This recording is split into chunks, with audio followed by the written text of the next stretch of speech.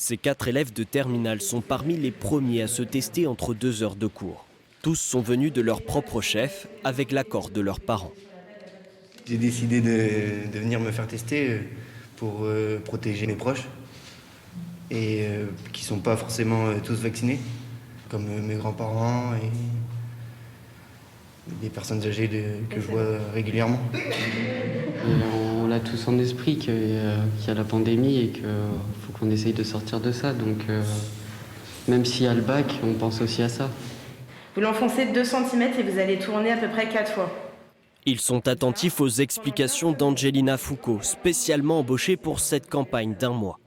Cette assistante d'éducation a été formée par vidéoconférence au maniement de l'autotest, fiable 50 à 60% du temps pour les personnes asymptomatiques. Le premier protocole à faire, c'est d'isoler la personne. Il faut absolument pouvoir l'isoler dans une pièce. C'est pour ça qu'autour de nous, on a des pièces libres pour pouvoir isoler les élèves.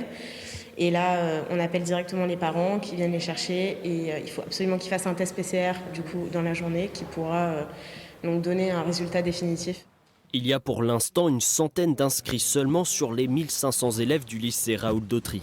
Le proviseur espère plus de volontariat.